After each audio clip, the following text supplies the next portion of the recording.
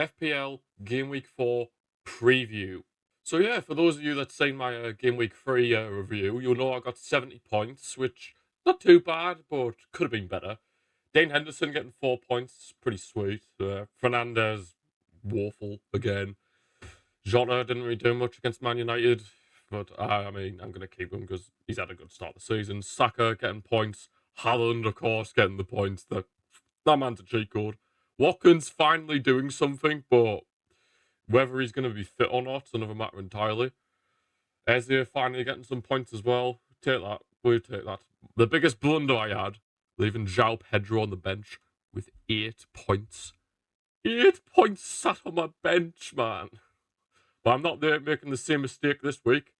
As the change I've made, I've took out Bruno Fernandes for Luis Diaz. He cooked against Man United. Luis Diaz was on fire against Man United, and honestly, I think he's the Salah alternative. Him and Diogo Jota are Salah alternatives for me, especially if Diaz can keep up this form. I mean, he got 14 points against Brentford, 15 against United. Got a good run of fixtures coming up with Nottingham Forest, Bournemouth, and Wolves. So you think that should be a good amount of points there. Captain Haaland this week, going with a front three. João Pedro is in the oven. I'm not making the same mistake twice. No way. If Eze doesn't perform against Leicester, then I might think of taking him out. Same with Dean Henderson. But we'll have to just wait and see on that. Saka against Tottenham, that could be proved to be a bit tricky now, considering that both Rice and Ødegaard will be missing from that game. Rice due to suspension against Brighton, and Ødegaard being injured in the international break. God, we all hate international breaks, don't we? But yeah, the fixtures. First fixture, Southampton against Man United, early kickoff on Saturday. Normally I would have said Man United would have won this pretty comfortably, but the way they've been this season, so very inconsistent, I wouldn't be surprised if Southampton got something from this. But I'm going to say that Man United will win this 2-1. Brighton against Ipswich, Brighton should win that. The start they've had this season, very, very good. So I'll say Brighton will win that 4-0. Palace against Leicester. Palace at home should get the job done. Hopefully Eze with a few points from the FPL. But yeah, 2-0 for Crystal Palace. Fulham against West Ham.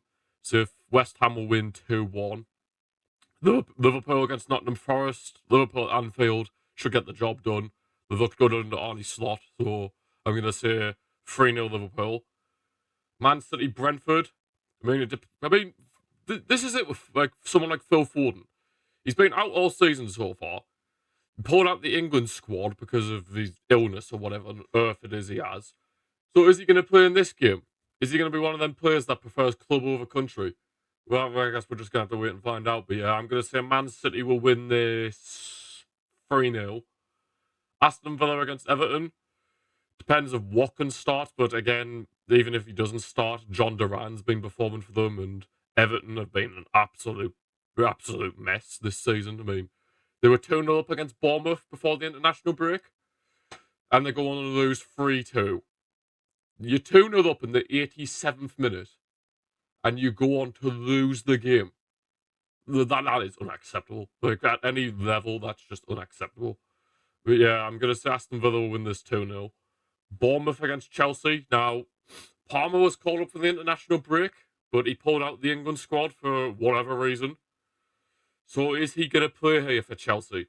And then again, it depends on which Chelsea's going to turn up, doesn't it? Because 1 minute Chelsea can smash a team like Wolves 6-2, but then the next minute they can go and be crap. Like, pretty much all the time. No offense, Chelsea fans. So, Bournemouth have looked good this season. I mean, obviously, like I've just mentioned with Everton, they did the comeback.